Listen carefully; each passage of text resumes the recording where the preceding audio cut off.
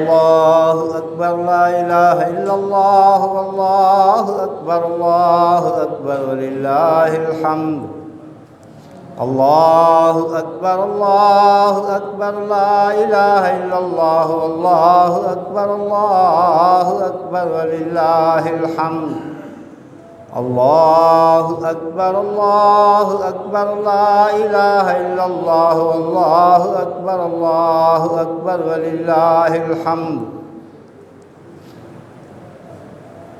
نحمدہ ونصلی ونسلم علی رسولہ الکریم اما بعد فقد قال اللہ تبارک و تعالی فی الکلام المجید والفرقان الحمید اعوذ باللہ من الشیطان الرجیم بسم اللہ الرحمن الرحیم فصل لربک وانحر صدق اللہ مولانا العظیم ان اللہ وملائکتہ یصلون علی النبی یا ایہا الذین آمنوا صلوا علیہ وسلموا تسلیما الصلاۃ والسلام علیک یا سیدی یا رسول اللہ وعلی آلک واصحابک یا سیدی یا حبیب اللہ مولاي صل وسلم دائما ابدا على حبيبك خير الخلق كلهم هو الحبيب الذي ترجى شفاعته لكل هول من الاهوال مقتحم مولاي صل وسلم دائما ابدا على حبيبك خير الخلق كلهم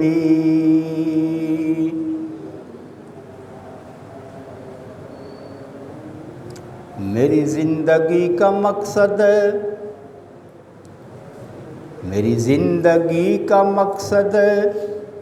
دین کی سرفرازی میری زندگی کا مقصد دین کی سرفرازی میں اسی لیے مسلمان میں اسی لیے غازی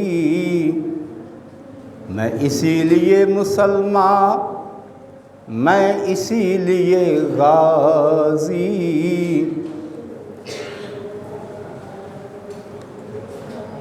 اللہ تبارک و تعالی جل جلالہ جل وعلا شانہ عز اسمہ ما اعظم شانہ کا لاکھ لاکھ شکر ہے جس کریم ذات نے اپنے مہربانی سے اپنی رحمت سے اپنے محبوب کریم علیہ السلام کی امت کو یہ رحمتوں برکتوں عطا والا دن عطا فرمایا ہے۔ آج کا دن حضرت سیدنا ابراہیم خلیل اللہ علی نبینا علیہ السلام اور حضور سرور کائنات صلی اللہ تعالی علیہ وبارک وسلم کی سنت کو زندہ رکھتے ہوئے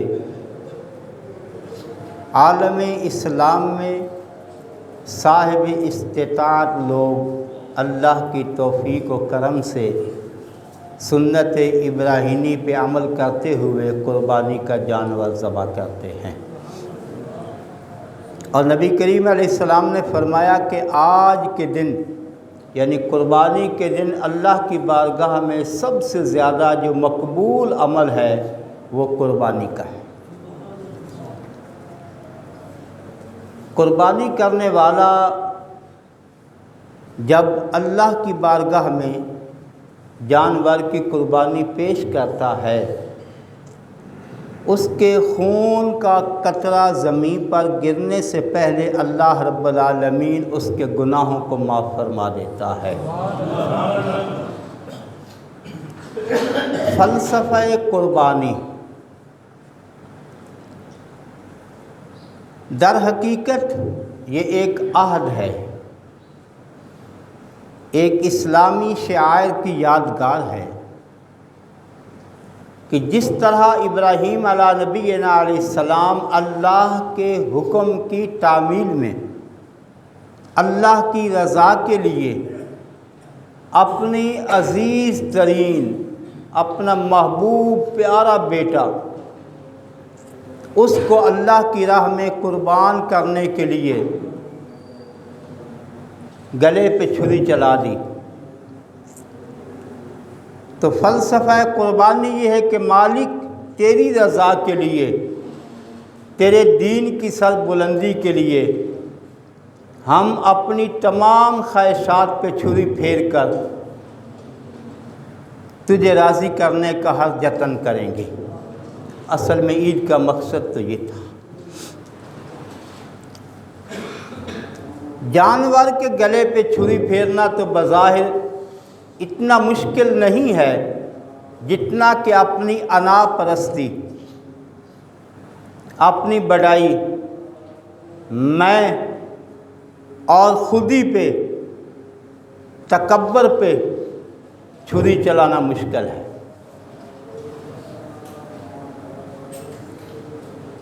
قربانی کے جانور کے لیے شرط یہ ہے کہ وہ بے عیب ہو، اس میں کوئی ایسا عیب نہ ہو یا اتنا کمزور بھی نہ ہو کہ چل کر وہ جا نہ سکتا ہو، چل نہ سکتا ہو۔ ایسے جانور کی قربانی جائز نہیں ہے۔ جب عیب دار جانور کی قربانی جائز نہیں ہے تو پھر جس مال سے وہ قربانی کا جانور خریدا جا رہا ہے اگر وہ بھی عیب دار ہوگا، وہ بھی رشوت و سود ناجائز طریقے سے کمایا ہوا مال ہوگا تو اس سے بھی قربانی جائز نہیں ہوگی۔ اللہ رب العالمین جل وعلا شانہ نے واضح لفظوں میں فرما دیا ہے کہ لن ینال اللہ لحومہا ولا دماؤہا ولکن ینالہ التقوی، کہ بھائی تمہارا گوشت، قربانی کے جانور کا گوشت یا اس کا خون یہ تو نہیں پہنچتا ہے نا، ولکن ینالہ التقوی، لیکن تمہارا دل کا تقوی جو ہے نا وہ اللہ کی بارگاہ میں پہنچتا ہے کہ تم کس مال سے، کس نیت کے ساتھ قربانی کرنے والے کے لیے۔ دوسری شرط کہ اگر قربانی کا جانور کرنے والے کی نیت اگر گوشت کی ہوگی، خاص طور پر جو اجتماعی قربانیاں ہیں ان میں سے اگر کسی ایک کی نیت بھی گوشت کی ہوگی تو کسی کی قربانی بھی قبول نہیں ہوگی۔ قربانی میں گوشت مقصد نہیں ہے، سنت ابراہیم اور سنت نبی کریم علیہ السلام کو زندہ کرنا ہے۔ اللہ کی رضا کے لیے اس جانور کو اللہ کی بارگاہ میں پیش کرنا ہے۔ گوشت کی نیت سے اگر کوئی شخص کرتا ہے تو اس کی قربانی قبول نہیں ہے۔ اگر مشترکہ قربانی، اجتماعی قربانی ہے، ایک کی نیت بھی ہوگی تو کسی کی قربانی بھی قبول ہے، سب کی قربانی مردود ہو جائے گی۔ اس لیے قربانی میں خالص نیت اللہ کی رضا ہے۔ اور دوسری بات، اجتماعی قربانیوں میں یہ خاص طور پر کہ کوئی بھی اس کا فرد واحد مالک نہیں ہے، وہ اس کے جانور کے جو ہیں کھروڑے جس کو کہتے ہیں پائے، وہ اس کو اٹھا کر لے جائے، نہیں۔ اجتماعی قربانی کا سارے کا سارا گوشت بنایا جائے گا، اس کا سری ہو، کلیجی ہو، دل ہو یا باقی جسم کے تمام گوشت جو ہے وہ بنا کر اس کو مکس کرنے کے بعد پھر اندازے کے ساتھ بھی نہیں دیا جائے گا، ناجائز ہوگا۔ جائز نہیں ہے کہ اندازے کے ساتھ حصے کر دیے جائیں، تول کر ہر ایک کو برابر حصہ دیا جائے، اس میں ساری چیزیں جو مکس کی جائیں۔ یہ نہیں ہے کہ یہ فلاں صاحب لے جائیں، یہ فلاں صاحب لے جائیں، اجتماعی قربانی میں سب برابر کے شریک ہیں۔ اس ان چیزوں کا بہت خیال رکھنا ہے کہ فلاں کو یہ دے دیں، فلاں کو یہ دے دیں، یہ کسی کا اختیار نہیں ہے۔ اجتماعی قربانی جو ہے اس میں تمام چیزیں جو ہیں وہ کاٹ کر گوشت میں شامل کر کے اس کو برابر حصوں میں تقسیم کیا جائے گا۔ اس کے بعد تیسری بات، قربانی کے جانور میں، کیونکہ وقت بہت کم ہے جی، قربانی کے جانور میں، اس کی اجرت میں، ذبح کرنے میں، کھال اتارنے میں، گوشت بنانے میں، قربانی کے جانور کی اجرت میں نہ کھال دی جا سکتی ہے نہ گوشت دیا جا سکتا ہے، حتیٰ کہ جانور کی رسی جو ہے وہ بھی نہیں بیچی جا سکتی ہے۔ نمبر 4، قربانی کے جانور کا گوشت، اس کا طریقہ جو ہے بالکل شریعت نے واضح حکم دیا ہے۔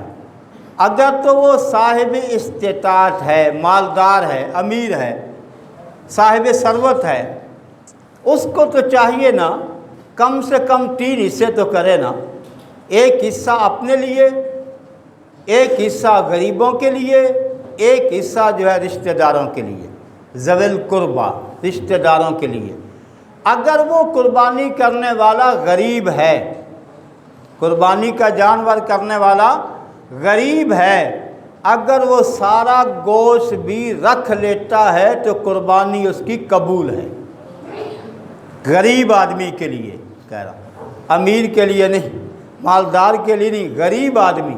ہاں لیکن بیٹا تو پھر بھی یہی ہے نا کہ اس کو اللہ کے غریب جو مسکین مخلوق ہے ان کا حق غریبوں رشتہ داروں کا دیا جائے۔ نمبر 5، قربانی کے جانور کا گوشت جو ہے یہ کسی بھی غیر مسلم کو نہیں دیا جا سکتا ہے۔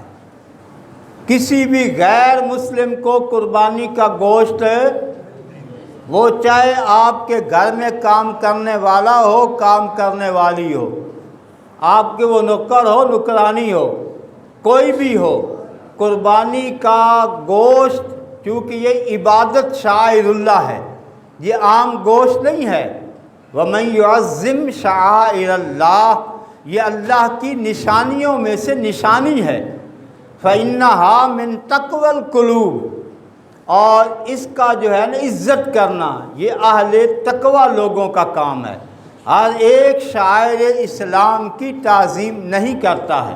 صفا مروہ بھی شعائر اللہ ہیں، اور قربانی جو ہے یہ بھی شعائر اللہ میں ہے، اور اللہ کے مقبول بندوں کے جو مقامات ہیں وہ بھی شعائر اللہ ہیں۔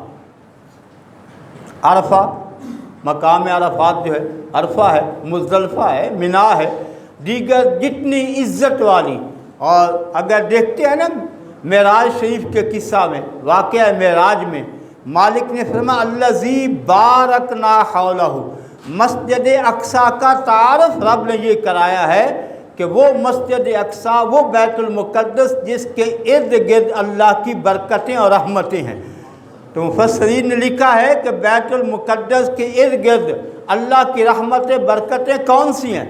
ہونا تو یہ چاہیے تھا مسجد کے اندر، مسجد خانہ خدا ہے، مسجد اللہ کا گھر ہے، مسجد کے اندر برکتیں، مسجد کے اندر رحمتیں، لیکن بے نیاز کہتا ہے الذی بارکنا حولہ، مسجد اقصیٰ کے ارد گرد اللہ نے رحمتیں برکتیں رکھی ہیں۔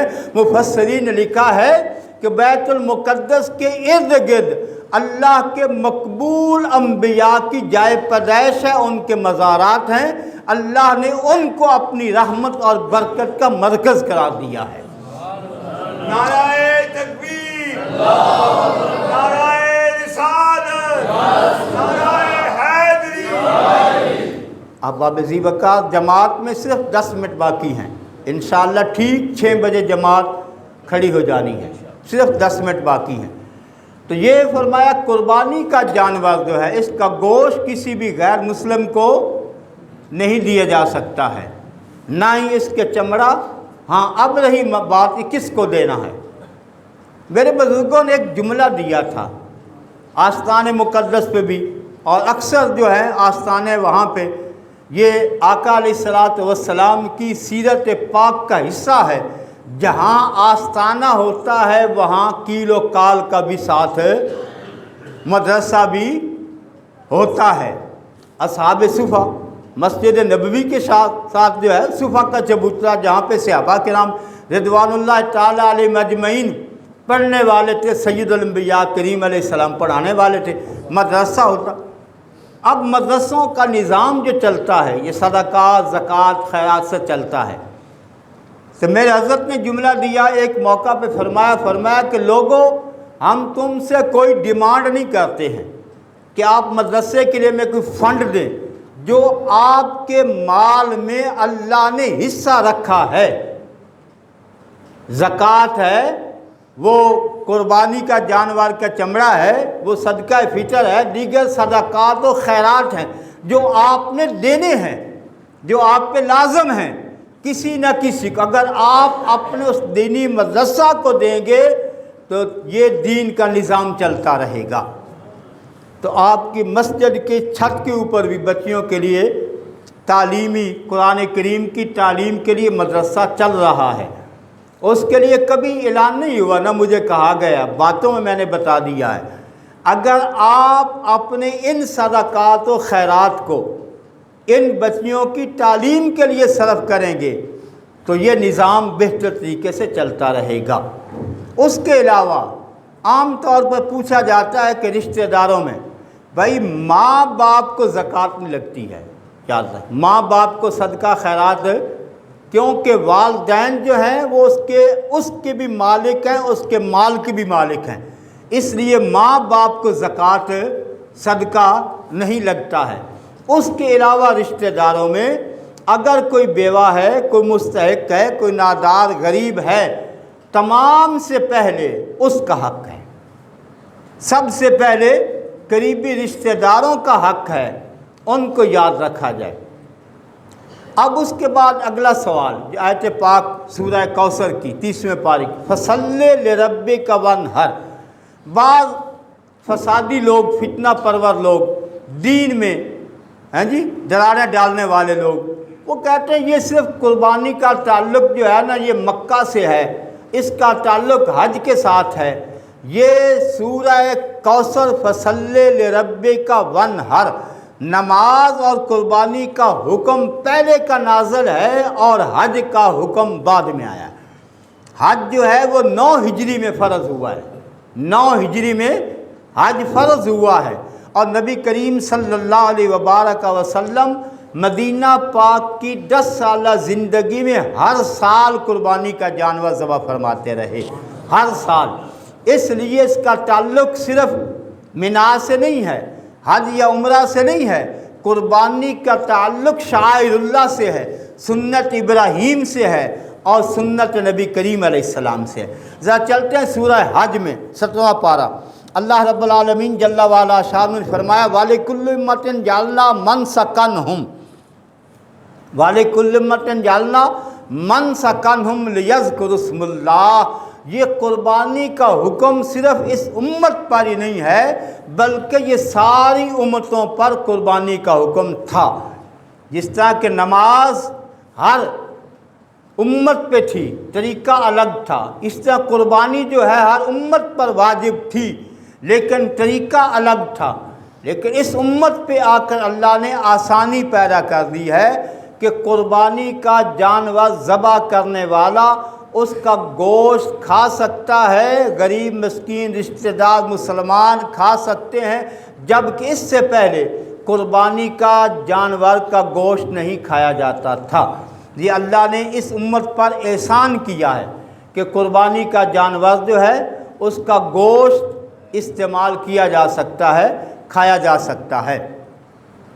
باقی قربانی جو ہے اس کے لیے اللہ رب العالمین جل وعلا شانہ کے محبوب کریم علیہ السلام سیدہ اماں عائشہ صدیقہ رضی اللہ تعالیٰ عنہ فرماتی ہیں کہ ہم ہر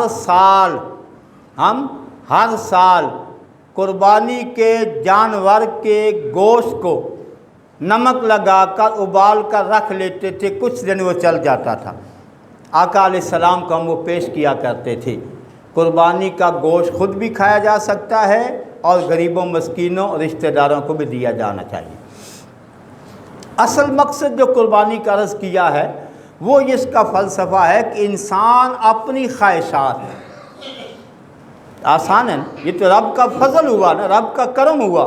ابراہیم علیہ نبینا علیہ الصلوۃ والسلام نے تو اللہ کی رضا کے لیے پورے کب اپنی قربانی جو ہے اللہ کی بارگاہ میں اپنے بیٹے کی پیش کر دی۔ قرآن نے کہا فلما اسلما وتلہ للجبین ونادیناہ یا ابراہیم قد صدقت الرؤیا انا کذالک نجزی المحسنین ان ھذا لہو البلاء المبین وفدیناہ بذبح عظیم۔ ابراہیم علیہ نبینا علیہ الصلوۃ والسلام نے اچھا قربانی کا حکم دینے کی ایک وجہ ساتھ یاد آ گئی۔ یہ حکم ابراہیم علیہ السلام کو بعض نے لکھا ہے کتابوں میں کہ اللہ رب العالمین نے بیٹے کی قربانی کا حکم کیوں دیا۔ امتحان آزمائش انبیاء کے ان کے مقام کے مطابق وہ تو اپنی جگہ پہ ہے، اس کی ایک وجہ یہ بھی بیان کی۔ ابراہیم علیہ نبینا علیہ الصلوۃ والسلام نے ایک مرتبہ بچھڑے کو ذبح کیا، بچھڑے کو اس کی ماں کے سامنے، گائے کے سامنے۔ اب ماں ہے، وہ جانور ہے، وہ انسان ہے، ماں پھر ماں ہے۔ اب اس گائے کے دل پہ جو بیتی ہے، اللہ رب العالمین ابراہیم علیہ السلام کو یہ دکھانے اور بتانے کے لیے، ابراہیم تمہیں خیال کیوں نہ آیا کہ اس کے ماں کے سامنے اس کو ذبح کیا ہے، اب تم بھی اپنے بیٹے کو اپنے ہاتھوں سے ذبح کر کے دکھاؤ۔ اس لیے قربانی کے جانور جو ایک دو سے زیادہ کرتے ہیں ان کو چاہیے کہ سارے جانور جو ہیں ان کے سامنے چھری نہ چلائی جائے۔ اور تیسرا حکم جو دیا گیا وہ یہ ہے کہ قربانی کا جو جانور ہے نا اس کو سب سے بہتر یہ ہے کہ قربانی کرنے والا اپنے ہاتھ سے ذبح کرے، اپنے ہاتھ سے۔ مسلمان ہے نا لیکن ہمیں آتا نہیں ہے، جو کام کرنے والے ہیں وہ ہم کرتے نہیں ہیں، جو نہ کرنے والے ہیں وہ اس کے پیچھے ہم دوڑے جا رہے ہیں۔ بہتر یہ ہے کہ قربانی کا جانور اپنے ہاتھ سے ذبح کیا جائے، اپنے ماں باپ کا جنازہ اولاد خود پڑھائے۔ بہتر تو یہ ہے نا بھائی، غسل بھی خود دے، جنازہ بھی خود پڑھائے۔ اور جب امت کی قوم کی حالت یہ ہو جائے کہ تکبیر پڑھنی نہ آتی ہو تو وہ جنازہ کیسے پڑھائے گا؟ اس لیے بھائی ان چیزوں کا خیال کریں۔ آج کا دن وقت ہو گیا ہے، صفحہ درست فرمائے۔ اللہ تعالیٰ جو احباب قربانی پیش کریں اللہ سب کی قبول فرمائے۔ اللہ تعالیٰ اس کے صدقہ میں امت مسلمہ پر آسانیاں پیدا فرمائے اور بالخصوص قوم کی بیٹی ڈاکٹر عافیہ صدیقی کو رہائی عطا فرمائے۔